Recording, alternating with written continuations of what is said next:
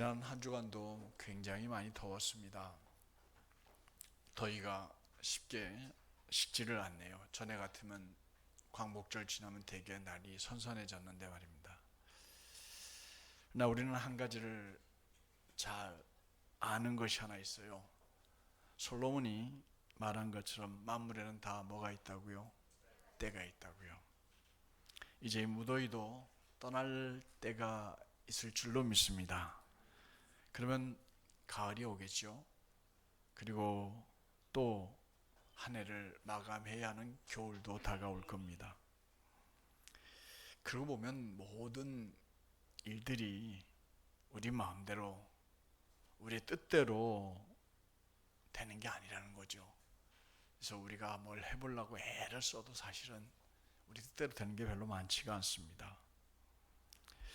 지난주 금요일 밤에 여러분들 밤기도에 참여하신 분들이나 영상으로 참여하신 분들 다 들은 말씀입니다만, 우리는 야곱이 베델에서 하나님께서 주신 말씀 붙들고 살았던 것처럼 여러분들도 하나님의 언약을 붙들고 살아가시기를 축복합니다. 하나님께서 야곱에게 베델에서 주신 약속을 요약하면 5가지라고 말씀을 드렸습니다. 기억하신 분이 많을 거라 생각합니다. 기대하면서 첫째는 뭐라고 했죠? 이렇게 기억을 잘 하십니다. 함께 하시마 하는 약속이에요. 따라합시다. 함께 하시마. 둘째로 지켜주신다는 약속이에요. 지켜준다.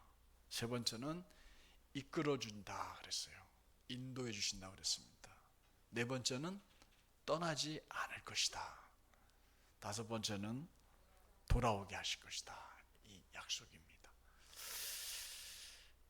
근데 이 약속은 야곱에게만 하신 약속이 아니라 우리들에게도, 여러분과 나에게도 하신 약속인 줄로 믿습니다. 그래서 이 말씀을 굳게 믿고 붙들고 하나님께 모든 것을 맡기고, 조금은 여유 있게, 조금은 넉넉한 마음으로 조급해하지 말면서 감사함으로 승리하는 우리 샘솟는 가족들 되시길 축원합니다. 오늘 제가 이렇게 찬양하면서 세어보니까 한 12~13분이 빠졌는데도 예배당이 거의 다 차가네요. 우리 옆에 분들 바라보면서 잘 오셨습니다. 사랑합니다. 축복합니다. 인사합니다. 잘 오셨습니다.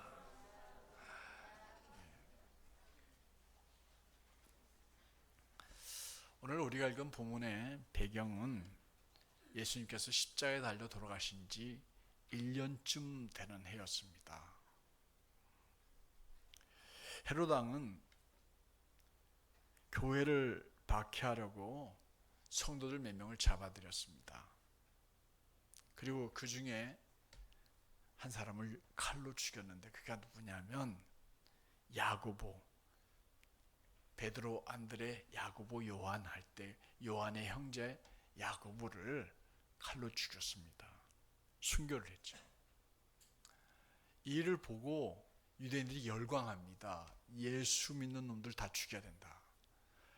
우리 헤롯 대왕이 야고보를 죽였네. 인기가 막 치솟던 거죠.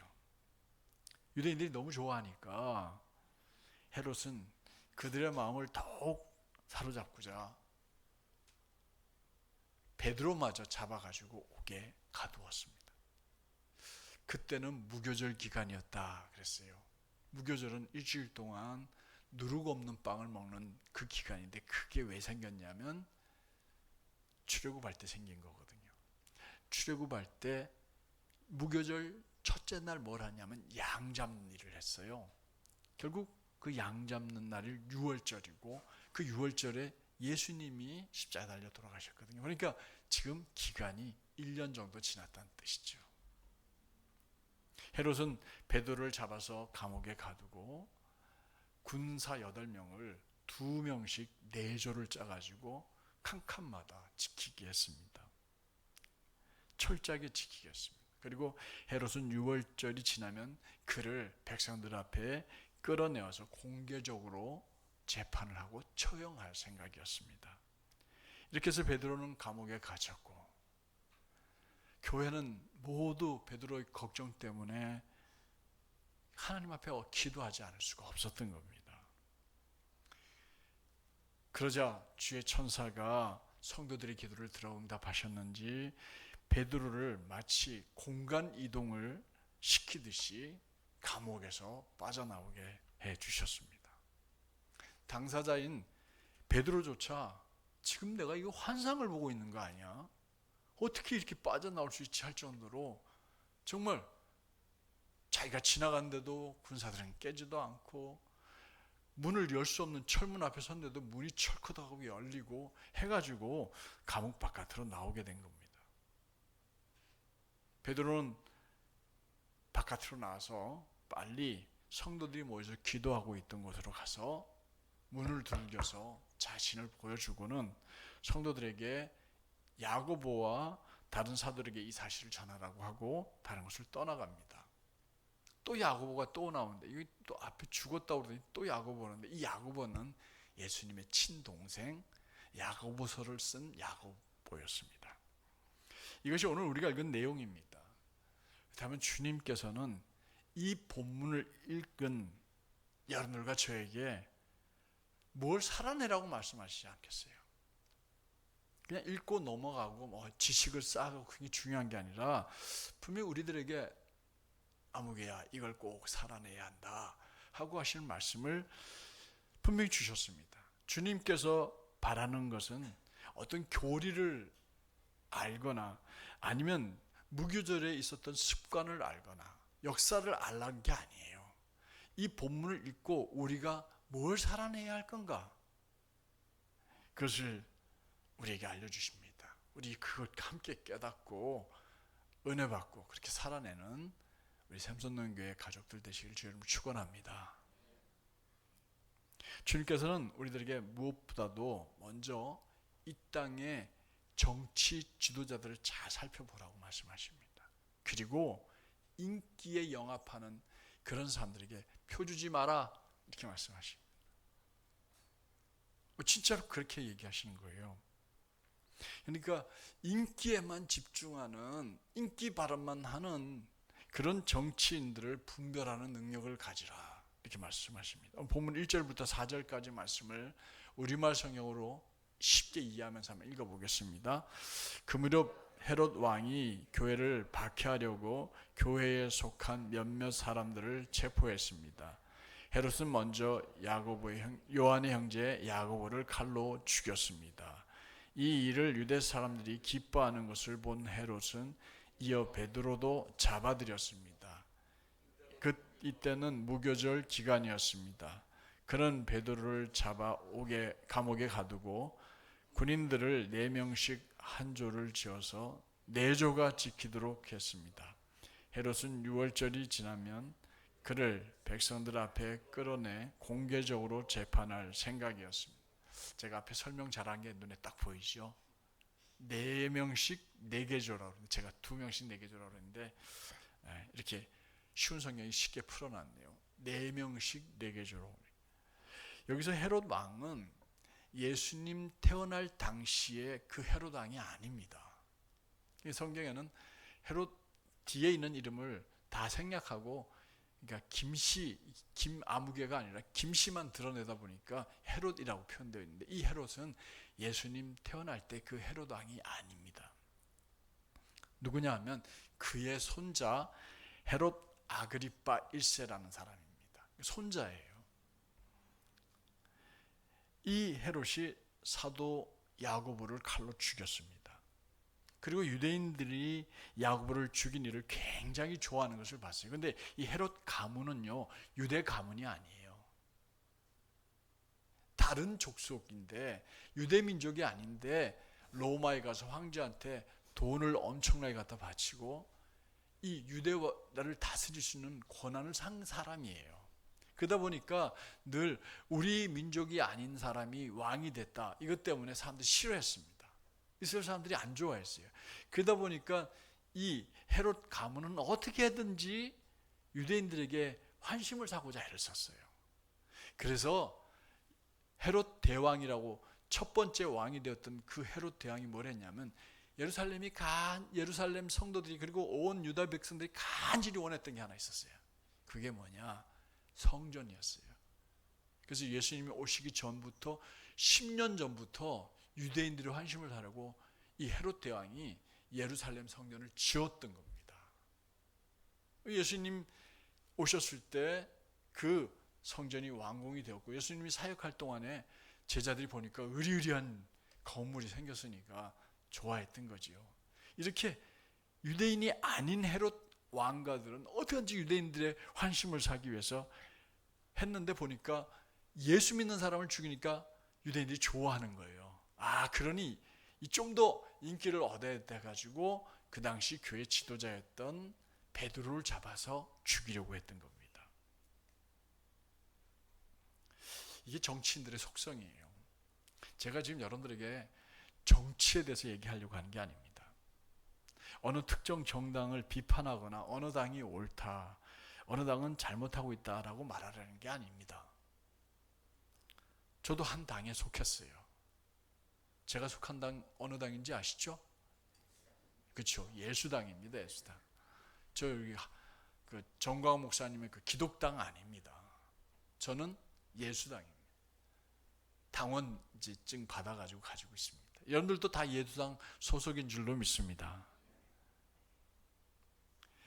근데 세상의 정치인들은요, 온통 뭐에만 관심이 있냐면 표에만 관심이 있어요. 삼천포 선교교회 담임할 때요, 그 교회가 굉장히 좀 역사도 깊고 컸거든요. 근데 생전에 못 보던 얼굴이 꼭 언제만 되면, 선거 때만 되면 교회 옵니다. 그리고 아주 경건한 척 기도도 하고 헌금도 내고 혹시라도 성도들 앞에서 자기가 왔다는 걸 밝혀주기를 은근히 바랬어요. 저는 신경도 안 썼습니다. 시장이 되셨던 그 정만구 씨라고 있는 그분이 계시는데 그분은 선거 때만 되면 꼭 와가지고 경건하게 앉아서 헌금도 하고 해요. 근데 제가 한 번도 앞으로 불러내서 인사를 안 시켰어요. 인사는 나가서 나가는 성도들이 개인적으로 하라고. 어떤 분이 그래요. 시장님 오셨는데 오시면 저 뒤에 앉아서 어디 적당한 데 앉아서 예배 드리라고. 사람들은요 온통 표에 관심이 있어요. 그리고 선거만 딱 끝나면 언제 그랬는지 또 싹 얼굴 돌려버려요. 떨어지면 떨어진 대로 기분 나빠서 얼굴 돌리고 붙으면 붙었는 대로 바쁘다고 얼굴 안 보여요. 그래서 이런 정치인들은요 온통 표를 어떻게 하면 얻을 수 있을까 거기에 관심이 있어요. 헤롯이 바로 그거 한 거예요. 유대인들 앞에서 이 예수 믿는 사람을 죽이니까 유대인들이 열광을 하니까 야, 또 죽여야 되겠네. 이 이벤트를 또 해야 되겠네. 이렇게 생각했던 겁니다. 자신들이 오직 백성들과 국민들을 바라보고 한 점 부끄러움 없이 올바른 정치만 한다면 당연히 모두가 좋아하겠지요. 근데 거꾸로 국민과 백성들에게 표에만 관심을 두고 그들을 부추기고 선동하는 일을 하는 거 보면 저래 가지고 어떻게 정치를 하겠나 싶어요. 오늘 우리는 본문에 나오는 헤롯을 보면서 이 나라의 정치를 우리 외면해서는 안 됩니다. 한국이 이만큼 잘 살게 된 것도 정치 지도자들이 모여가지고 법을 만들고 또 그 법을 따라 행하고 새로운 법을 만들고 이러다 보니까 대한민국이 이렇게 잘 사는 나라가 되었어요. 이건 축복입니다.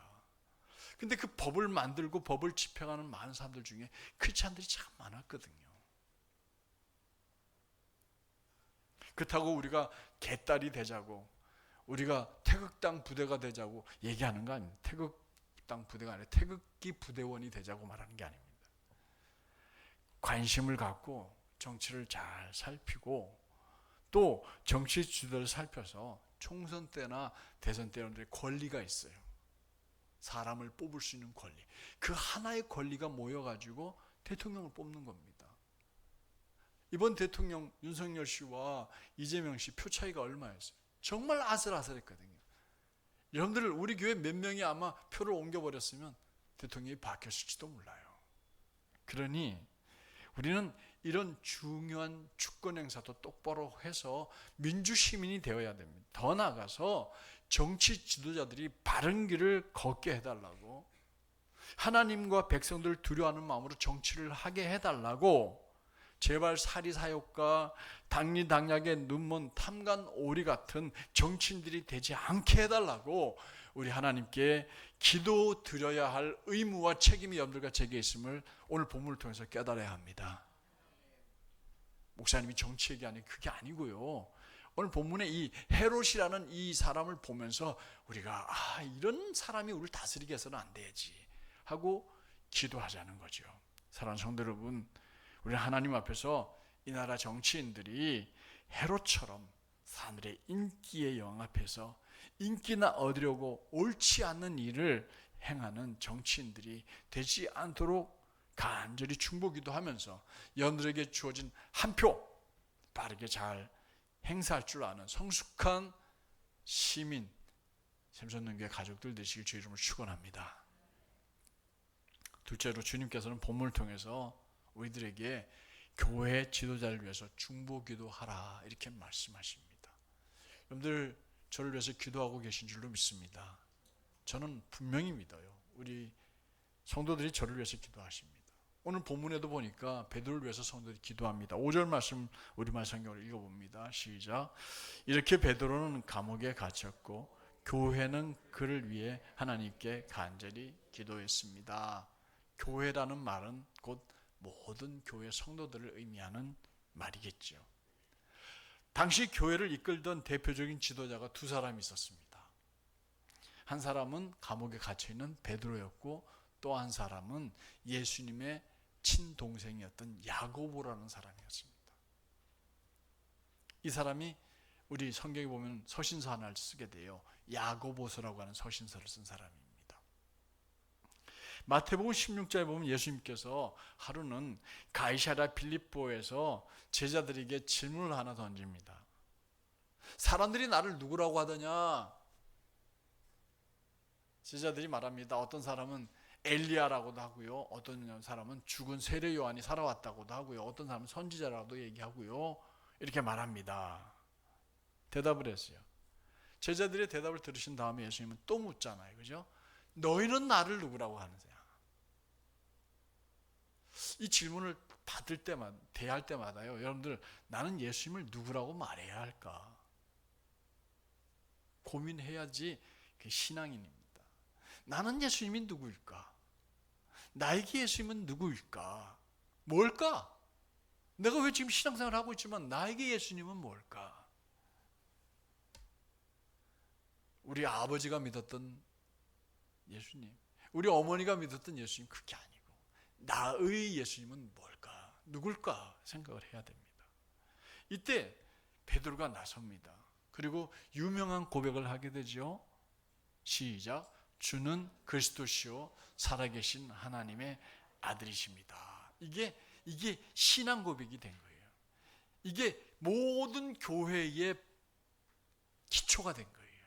예수님이 이 얘기를 듣고는 뭐라고 말씀하시는지 마태복음 16장 18절 19절을 한번 같이 읽어보도록 할까요? 시작. 그리고 내가 너에게 말한다. 너는 베드로다.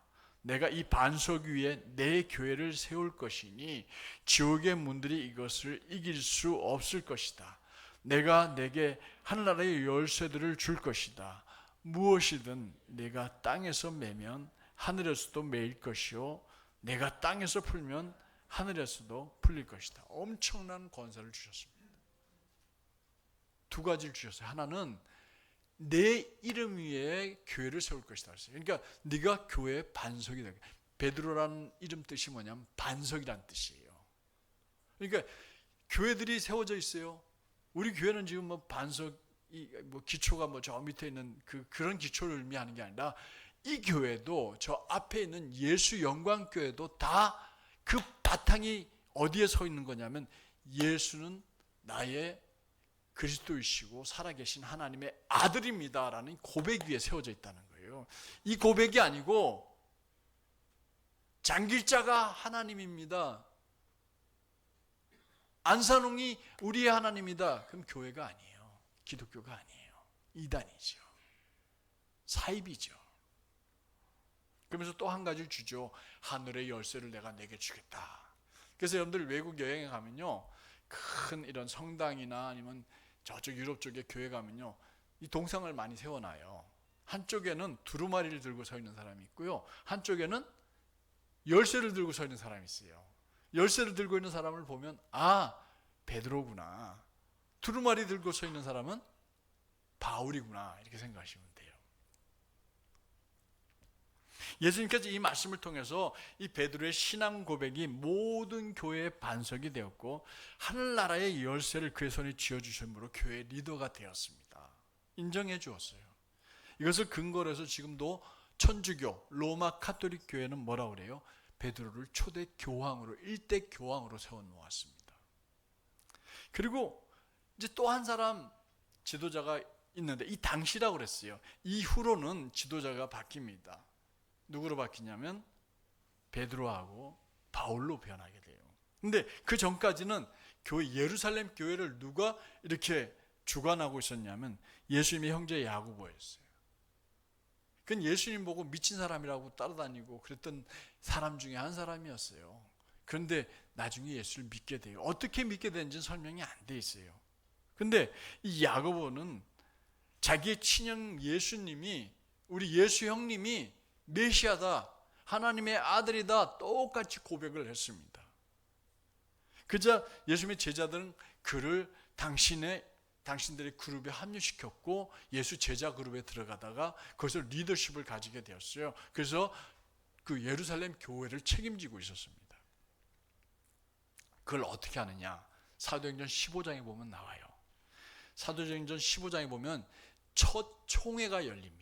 예루살렘 공의회라고 하는 회의가 열리는데요, 이때 주제가 뭐였느냐면 유대인들이 아니라 이방인들이 교회의 일꾼이 되려면 유대인들이 받는 할례를 받아야 합니까? 말아야 합니까? 라는 문제로 모였어요.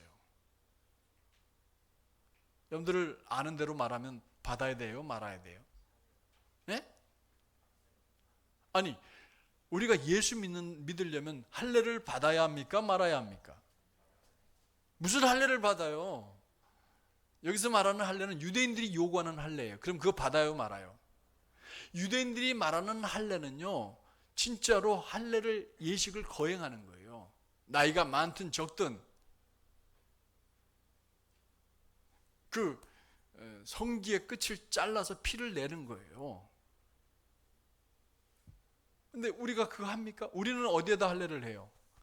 마음의 할례를 하잖아요. 그러니까 이 문제는 당시에는 유대인들이 뭐라고 얘기했냐면, 그러면 이방 예수 믿는 사람 중에서 할례를 해야 됩니까? 말합니까? 이 문제가 제기가 된 거죠. 그때 베드로는 나서서 당당하게 말합니다. 고넬료 경험을 했거든요, 이방인이. 근데 고넬료는 할례를 안 했는데도 그에게 뭐가 성령이 임하는 걸 봤어요. 사도행전 15장 10절 11절에 베드로가 이렇게 말합니다. 시작. 근데 여러분은,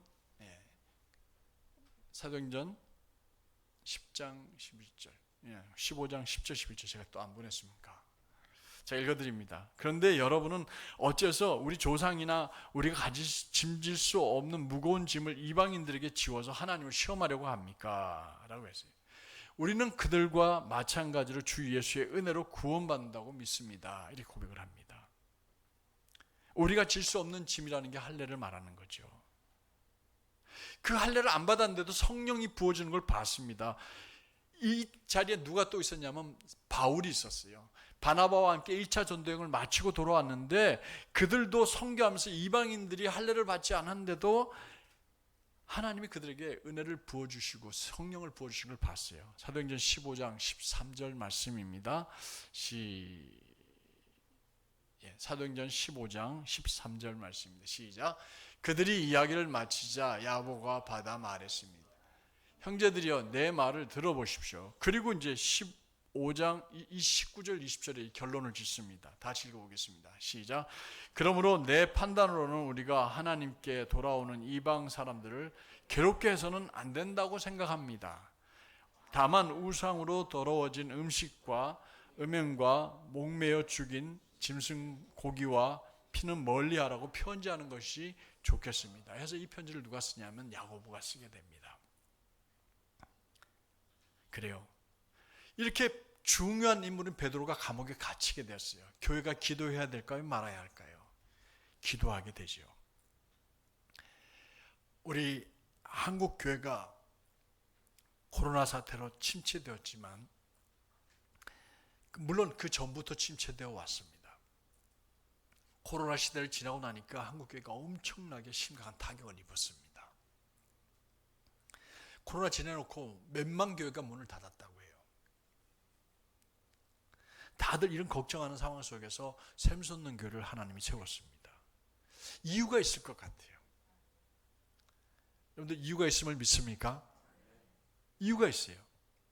저는 개인적으로 생각합니다. 여러분들 다 다른 이유를 여러분들이 찾을 수 있겠지만 저는 초대교회와 같은 교회, 안디옥 교회 같은 교회를 세우라고 우리를 세워주신 줄로 믿습니다. 우리가 이 초대교회와 안디옥 교회 같은 교회가 되려면 공통점을 찾아야 돼요. 근데 그 공통점이 뭐 하나 딱 오늘 표시가 나는데 그게 하나가 뭐냐면 여러 가지 있겠지만 기도하는 교회였다는 겁니다. 뭐 하는 교회? 뭐 하는 교회? 기도하는 교회였습니다. 여러 가지 기도 제목도 있겠지만 우리가 특별히 기도해야 돼요. 한국의 복음화를 위해서도 기도하고 통일을 위해서도 기도하고 전쟁하고 있는 우크라이나와 러시아의 이런 문제가 해결되기를 위해서도 기도해야 되지만 더더욱 기도해야 될 것 하나는 한국교회 지도자들과 우리 성결교단 지도자들과 샘솟는 교회 목사님과 장로들 위해서 기도해야 할 줄로 믿습니다. 그렇습니다. 전에는 한국교회에 따를 만한 지도자들이 있었어요. 어른들이 있었습니다. 이상복 목사님, 초교파적으로 성결교회의 위대한 부흥 강사였습니다. 여러분들 잘 이름 못 들어보셨죠? 이상복 목사님이라. 그리고 또 한경직 목사님, 여러분들 이름 들어보셨죠? 또 어떤 분 이름? 오카노 목사님 들어보셨죠? 다 인물들이었고 어른들이었습니다. 근데 지금 이 시대의 어른이 안 보여요. 투사는 보입니다. 누구죠? 정광훈 목사님, 투사입니다. 지도자가 없어요. 한국교회를 이끌어갈 지도자를 위해서 우리 함께 기도해야 될 줄로 믿습니다. 그리고 성결교단 지도자를 위해서도 기도해야 합니다. 올해는 임소국 목사님이라고 부산 대형교회 목사님 이 총회장을 지내십니다. 그리고 여러 부총회장이며 장로 부총회장이며 위해서 기도해야 될 줄로 압니다. 한때 우리 성결교단이 한국교회에서 3대 교단 안에 들었던 교회인데 많이 침체되었습니다. 이제 우리는 작은 공동체이지만 이 샘솟는 교회의 지도자들, 즉 담임 목사님과 장로들 위해서도 기도하시면서 한국교회와 교단을 위해서 기도하는 우리 성도들 되시길 주의 이름으로 축원합니다. 부탁을 드립니다. 마지막으로 주님께서는 우리들에게 하나님의 일하심과 역사하심을 다른 사람들에게 전해라, 말해라 우리에게 당부합니다. 17절과 18절을 우리말 성경으로 한번 읽어보도록 하겠습니다. 그때 베드로가 계속 문을 두드렸습니다. 그들이 문을 열고 베드로를 보더니 깜짝 놀랐습니다. 베드로는 조용히 하라고 손짓하며 주께서 자신을 감옥 밖으로 끌어내신 경위를 설명했습니다. 이 사실을 야고보와 그 형제들에게 뭐하시오? 알려주시오 라고 말하고는 베드로는 다른 곳으로 떠났습니다. 베드로는 옥에 갇혔어요. 교회가 베드로를 위해서 간절히 기도하자 주의 천사가 그를 극적으로 꺼내줬습니다. 빠져나왔습니다. 베드로 자신도 이거 환상을 보고 있는 거 아니야 하고 생각할 정도로 놀랄 정도로 공간 이동을 하고 바깥으로 나왔습니다. 문을 두들겼습니다. 여자아이가 목소리를 들으니까 문 열어요, 문 열어 하고 두드리는데 베드로 음성이었어요. 사람들에게 말했어요. 베드로가 왔다고. 이 아이가 미쳤냐고, 지금 감옥에 갇혀서 우리 기도하는데 어떻게 나왔냐고. 아니라고, 베드로라고. 그래도 문을 안 열어주니까 계속 문을 두드리는데 열고 보니까 베드로였습니다. 자기가 나오게 된 경위를 자세하게 설명해 주고는, 그리고는 베드로가 이 사실을 야고보, 당시 교회 지도하고 있던 야고보와 그 형제들에게 알려달라고, 전해달라고 하고는 떠났어요. 자, 여기서 베드로가 부탁한 말이 뭡니까? 이 사실을 야고보와 그 형제들에게 뭐 하라고요? 전하라고. 알려달라고. 당신들이 지금 본 것과 나에게 들은 얘기를 베드로와 교회 지도자들에게 전하라고 알려달라고 한 겁니다. 만약에 여러분들이 그 현장에 있었다면, 그 기도 현장에 있었다면, 이런 일을 경험했다면 여러분들 이 얘기 다른 사람한테 할까요? 안 할까요? 안 할 분들이 많은 것 같습니다. 여러분들 할까요? 안 할까요? 저는 한다고 생각합니다. 아니, 감옥에 있는 사람이 자기 앞에 나타났어요. 풀려진다는 석방 얘기도 없이 말이에요. 너무 놀라운 일 아니에요. 분명히 말할 겁니다. 놀라운 일이잖아요. 신기한 일이잖아요. 믿겨지지 않는 일이잖아요. 근데 우리는 믿음의 눈을 가지고 눈을 번쩍 떠서 보면요, 우리 샘솟는 교회에서 이런 놀라운 일이 매일매일 일어나고 있음을 믿으시기 바랍니다. 우리 안에 역사하시는 하나님의 은혜와 기적을 우리는 매일매일 맛보고 있습니다. 어떻게 해요? 날마다 초대교회처럼 안디옥 교회처럼 부흥하고 있잖아요. 놀라운 일입니다. 지금은 자꾸 교회가 침체되고 교회가 떠나고 있는데 부흥하고 있어요. 제가 존경하는 어떤 목사님 말했어요. 신본주의로 하나님 중심으로 하면 목사님 교회 부흥하게 돼 있어요. 하나님 외면하고 인간적인 생각을 가지고 인본주의 중심으로 이러니 저러니 따져가면서 목회하면 절대 성공 못합니다. 목사님 정신 바짝 차리고 하나님 중심으로 목회하세요. 큰 꿈을 가지세요. 엊그제도 문자를 보냈어요. 큰 꿈을 가지시라고. 하나님이 목사님과 함께 하실 거라고. 저는 꿈을 꿨습니다. 소박한 꿈입니다. 큰 꿈은 못 되고요. 올 연말까지는 우리 50명 이상 모여서 예배드리는 꿈을 꿨습니다. 이루어질까요? 못 이루어질까요? 이루어질 줄로 믿습니다. 그러므로 우리가 해야 될 게 하나 있어요. 뭐 해야 돼요? 전해야 됩니다. 전해야 됩니다. 전 요즘에 조금 자꾸 교회를 안 나고 있는 분들에게 자꾸 관심이 가고 그들에게 계속 전화합니다. 우리들에게 전해주시는 하나님의 은혜, 이 기쁨, 이 평안, 감사한 일들 전해야 합니다. 제발 주님이 내게 은혜를 베풀어 주셨다고 말하십시오. 자랑하십시오.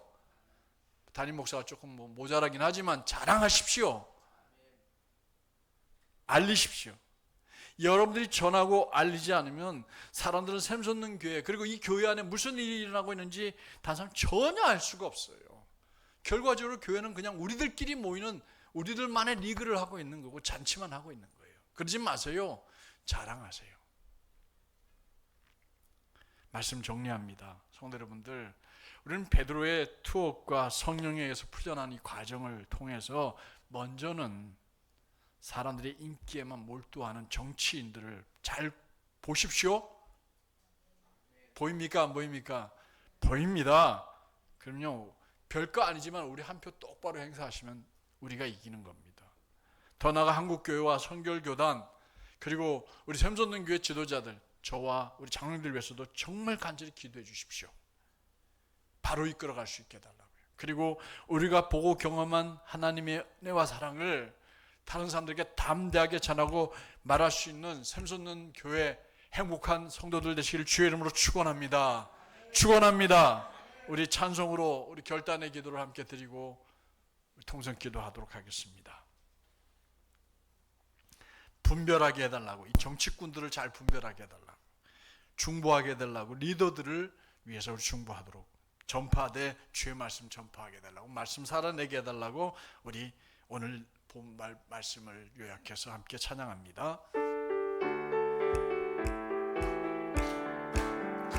주여 분별하게 하소서. 오늘 하루하루 순간을 주가 주신 힘으로 분별하길 원하네. 정치꾼들 분별하게 하소서. 주여 중보하게 하소서.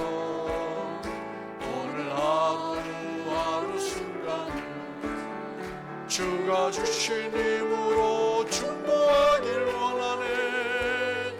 리더들을 중보하게 하소서. 주여 전파하게 하소서. 하루하루 순간을 주가 주신 힘으로 전파하길 원하네. 주의 말씀 전파하게 하소서. 주의 말씀 살게 하소서. 오늘 하루하루 순간을 주가 주신 힘으로 말씀 살길 원하네. 주의 말씀 살아내게 하소서. 이 시간 우리 통성으로 기도하겠습니다. 주님, 우리들이 사람들의 인기에만 눈은 먼 이 정치꾼들을 잘 분별하여서 심판할 수 있게 해주시고, 한국 교회와 성결교단과 샘솟는교회 지도자들에게 성령 충만과 지혜와 믿음을 허락해 주시어 이 시대를 잘 이끌어가는 교회 지도자들이 되게 해달라고, 또 우리 샘솟는교회 목사님과 장로님들을 기억하여 주시어서 교회를 바르게 이끌어갈 수 있는 훌륭한 지도자들이 되게 해달라고, 우리 한번 주여 한 번을 부르고 같이 통성으로 기도합니다. 주여, 살아계신 하나님, 이 시간에 저희들이 하나님 앞에 말씀을 함께 나누고 우리에게 주신 말씀을 붙들고 이 시간 기도합니다. 하나님 아버지, 이 땅에 정치 지도자들이 참 많이 있습니다. 자기들 모두가 지도자라고 말하지만 이익에 눈이 멀고 당리당략에 눈이 멀어서 백성들이 원하는 게 무엇인지 바로 이끌어가지 못하고 있음을 보고 있습니다. 하나님, 헤롯처럼 사람들의 인기에만 매말려 있는 교회만 눈이 먼 저들입니다. 하나님, 제발 국민을 생각하고 국민을 바로 바라보며 두려운 마음으로 국민을 위한 정치를 펼칠 수 있는 지도자들이 되게 하여 주시옵소서. 하나님 아버지, 간절히 기도합니다. 나라의 지도자를 기억하여 주시고, 하나님, 저가 하나님 앞에서 올바른 정치를 해나가게 하시되, 하나님, 무속인에게 좌우되지 않게 하시고, 하나님, 여인에게 좌우되지 않게 하시고, 정말 하나님, 간절히 하나님 말씀 그대로 하나님을 두려워하는, 백성을 두려워하는 백성만을 위한 정치를 하게 도와주십시오.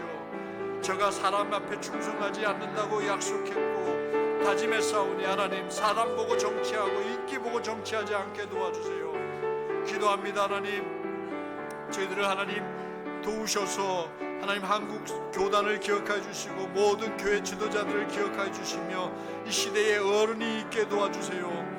하나님 아버지, 이상국 목사님과 이성국 목사님과 또 하나님 아버지, 우리 하나님 한경진 목사님 같은 훌륭한 리더들이 있게 하시고 어른이 이 땅에 있게 도와주시옵소서. 우리 한국 성결교회 임성국 목사님을 기억하여 주시고 모든 임원들에게 하나님 지혜로 함께해 주셔서 성결교단을 바로 잘 이끌게 도와주시옵소서. 샘솟는 교회 하나님, 우리 하나님 네 분의 장로님을 기억하여 주세요. 또 하나님 두 분의 시무장로님을 기억하여 주세요. 부정한 종을 기억하여 주세요. 우리가 당회를 구성하였고 함께 무슨 일든 상의해 나갈 때에 하나님 정말 지혜롭게 하시고 믿음 충만하게 하시고 성령으로 충만하게 하여 주시어서 하나님 앞에 부끄럽지 않은 정직들을 결정해 나가게 도와주시옵소서. 하나님을 기도합니다. 전도하게 하세요. 올 연말에는 꼭 50명 이상 예배 드릴 수 있는 교회가 되게 하여 주시고 부흥 성장하는 교회가 되게 하여 주시옵소서. 우리의 입 열어 다른 사람에게 전할 수 있는 저들